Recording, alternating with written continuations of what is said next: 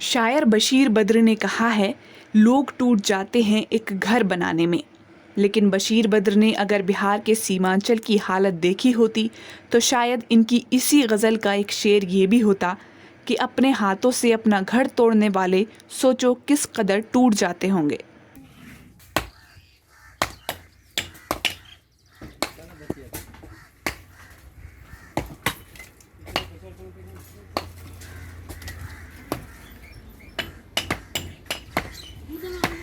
किशनगंज में अभी इस बार बाढ़ ने दस्तक नहीं दी है, लेकिन सालों साल आने वाले सैलाब का खौफ ऐसा है कि नदी की हरकतें देखकर ही लोग अपने आशियानों को तोड़ रहे हैं।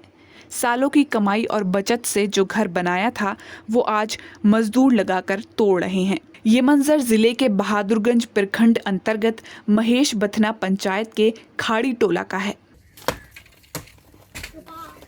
रुखसाना बेगम एक विधवा हैं, घर पर कमाने वाला कोई नहीं है।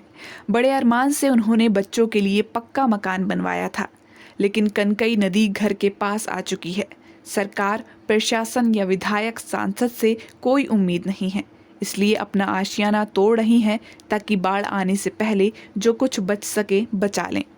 घर खान भांग हुई मजबूरी पैसा टका खर्चा करे घर बनानो छपक ने रहा तने जमनी लद्दी का सरकार आज तक ध्यान नहीं दिले। इतने रुपए खर्च करके घर बनाई ताकि बच्चों के साथ रह सके, लेकिन मजबूरी में घर तोड़ रही हूँ। सरकार ने आज तक ध्यान नहीं दिया, बना बनाया घर तोड़ रही हूँ। अब कहाँ रहूँगी, किसके पास जाऊँगी? नदी पास आ गया है, मजबूरी है, कभी भी यहाँ आ सकता है, क्या करें? गांव वालों ने साथ दिया, रुपया जमा करके मिस्त्री और मजदूर लगाकर घर तोड़ने में मदद की। मेरे पास ज़मीन नहीं है, अब कहाँ घर बनाएंगे? शौक से घर बनाई थी, रह भी नहीं पाई। सोचा था चलो रुपया खर्च हो रहा है, कम से कम घर तो होगा तो सुकून से रहेंगे, लेकिन नदी ऐसा कर रहा है, घर पर ही खतरा है। मेरे पास ज़मीन नहीं है, कोई कमाने वाला नहीं है, कहाँ जाऊँगी, किससे मदद मांगूंगी और कहाँ रहूँगी? आप जमने लद्दी करो तो आप घर पर हमला अब एक जो नहीं मानस नहीं कोशा जोगो नहीं जमीन नहीं कोशा को कमाने वाला नहीं एक भीटा नहीं क्या कुनिया जा में घर बनी कुनिया रही कर पाँव धरूम कर हाथ धरूम बस्ती वाला कदर लागे तो अपना पाकिट से मदद करे मोर घर खान भांगे दो। गांव के नौजवान शोएब अख्तर भी सरकार से नाउम्मीद हैं। कहते हैं हर साल कटान के बावजूद कोई स्थायी समाधान नहीं होता। खाड़ी टोला वार्ड नंबर 2 में खड़े हैं। यहाँ पे जो हम लोग ये जो गांव है कई सालों से नदी की समस्या से जूझ रहे हैं और सरकार जो है वो कोई अस्थायी समाधान नहीं निकाल रही है। हर साल जो आते हैं वो लोग टेम्पररी काम करके चले जाते हैं, जिसकी वजह से देखिए आप ये लोग बहुत गरीब है, मतलब इसका कोई सहारा नहीं है। तो ये लोग अपने घर को तोड़ने में मजबूर है। अभी आपको भी पता होगा कि एक घर पक्का का घर बनाने में कितना टाइम लगता है। एक एक ईंट जोड़ कर एक पैसा जोड़ करके खून पसीने की कमाई से लोग मेहनत करके घर बनाते हैं और इनका तो कोई है भी नहीं, बेसहारा है लोग।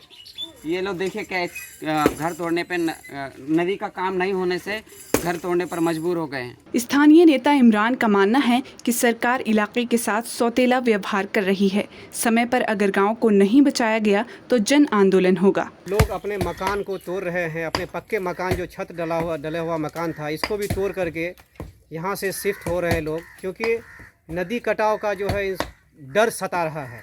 पिछले दिनों भी काफ़ी यहाँ पर भीषण कटाव हुआ था, सिर्फ फ्लड फाइटिंग वर्क करके छोड़ दिया गया। एंटी एरोजन वर्क के नाम पर यहाँ पर कुछ नहीं किया गया।